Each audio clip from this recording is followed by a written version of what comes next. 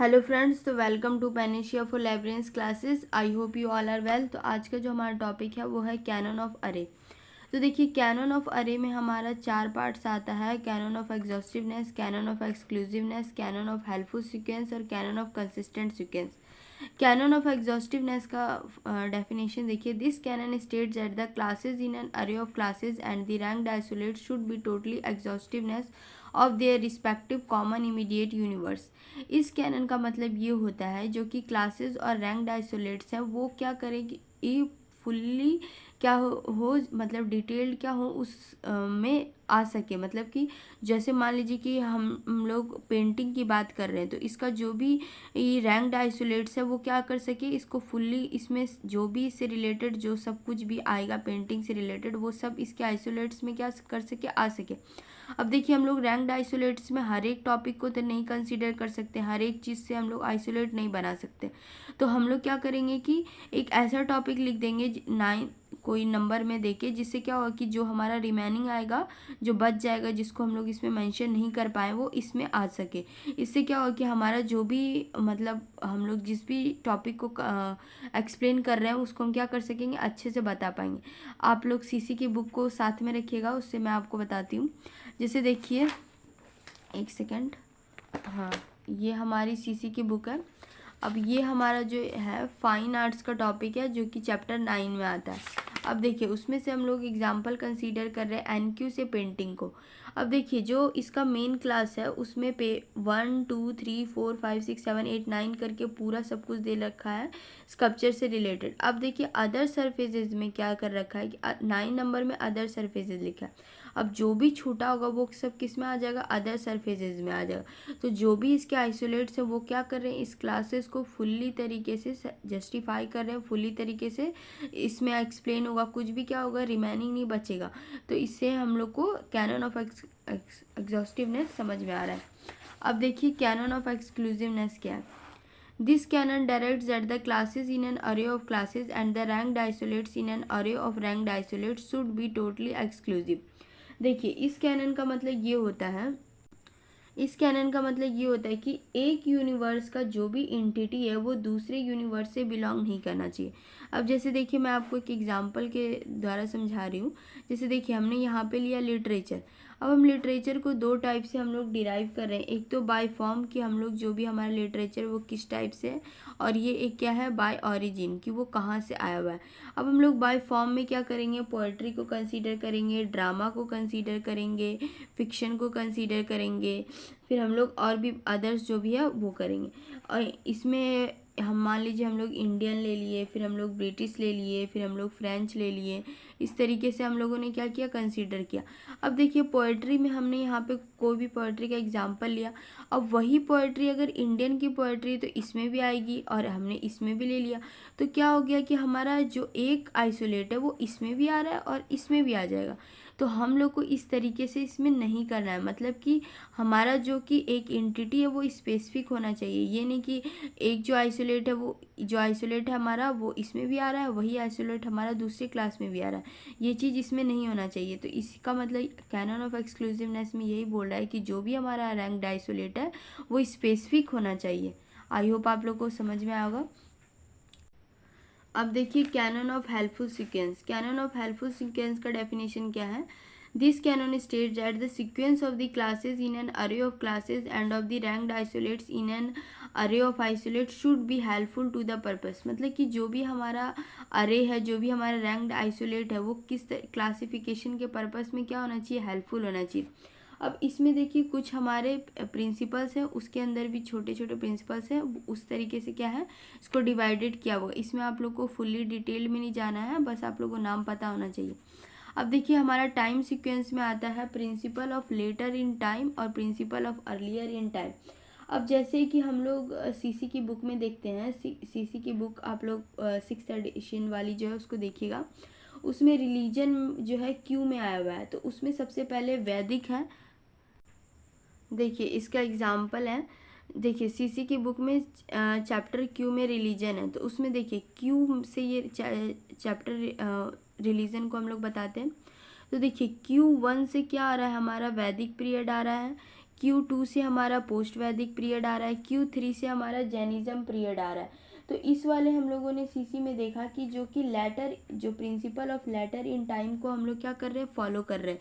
तो ये जो principle of later in time और principle of earlier in time, वो जो है क्लासिफिकेनिस्ट के हिसाब से होगा कि उसको किस तरीके से मतलब सही लगता है, वो उसी तरीके से क्या करेगा, बुक्स को अरेंज करेगा। लेकिन सीसी की बुक में हम लोगों ने जो फॉलो किया प्रिंसिपल, वो कौन सा प्रिंसिपल फॉलो किया है, लेटर इन टाइम। अब देखिए इवोल्यूशनरी सीक्वेंस, इसमें जो हमारा है principle of later in evolution और principle of earlier in evolution, इसमें भी मैं आपको दिखाती हूँ। अब हम लोग चैप्टर नंबर के देखेंगे। अब देखिए इवोल्यूशनरी सीक्वेंस में जो हमारा आता है वो दो प्रिंसिपल आता है, principle of later in evolution और principle of earlier in evolution. अब इसमें हम लोग सीसी का चैप्टर के को एग्जाम्पल लेंगे जो कि जूलॉजी का है।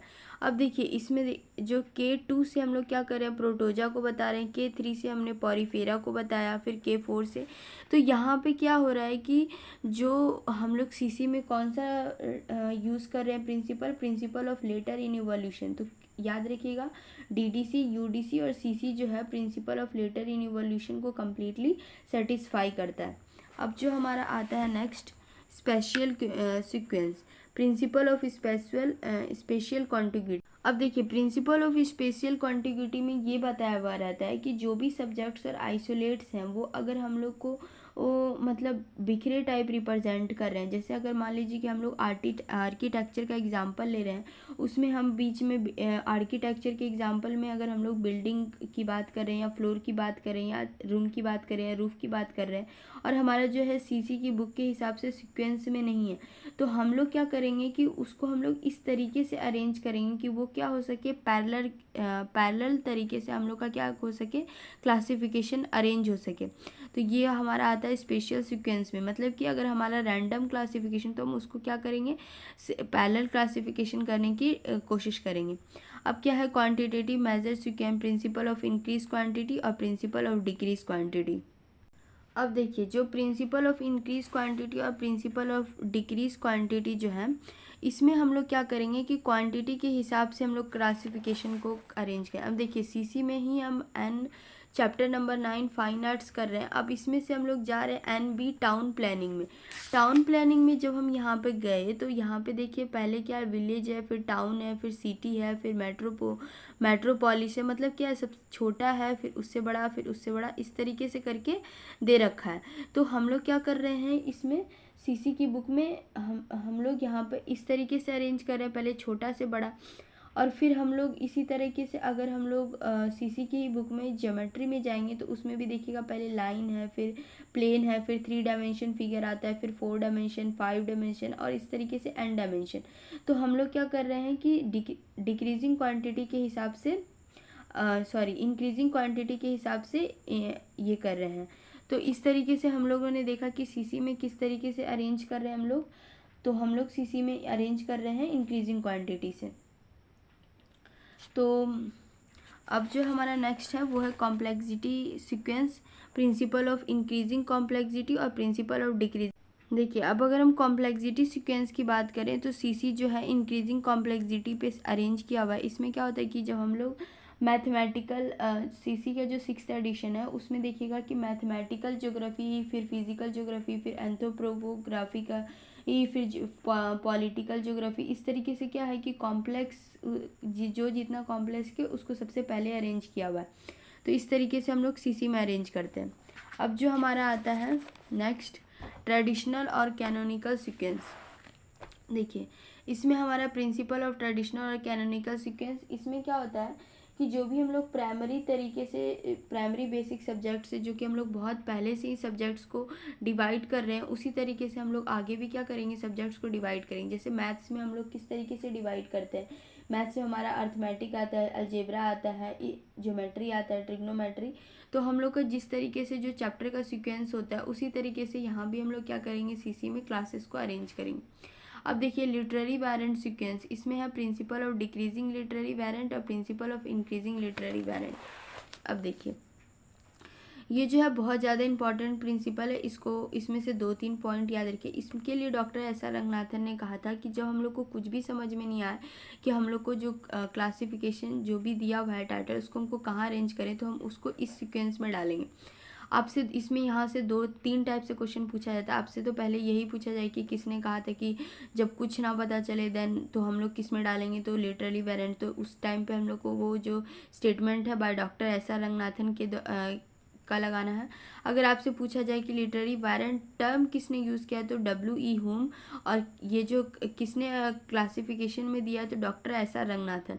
तो टर्म का याद रखिएगा, टर्म बस पूछे लिटररी वेरिएंट टर्म किसने दिया तो W.E. हुम, और किसने क्लासिफिकेशन में बोला है तो doctor S R Ranganathan. Alphabetical sequence, principle of alphabetical sequence से मतलब आप लोग को पता चल रहा हो कि लोग अल्फ़ाबेटिकल क्या करेंगे, क्लासेस को अरेंज करेंगे। अब देखिए जो लास्ट वाला एक कैनन था, कैनन ऑफ कंसिस्टेंट सीक्वेंस, इसका मतलब ये है कि जो हमारा आइसोलेट जो रैंक्ड आइसोलेट्स है जो क्लासेस है वो क्या होने चाहिए, कंसिस्टेंट होने चाहिए। तो ये था हमारा पूरा कैनन ऑफ अरे। आई होप आप लोग को समझ आया होगा। तो तब तक हंसते रहिएगा, पढ़ते रहिएगा।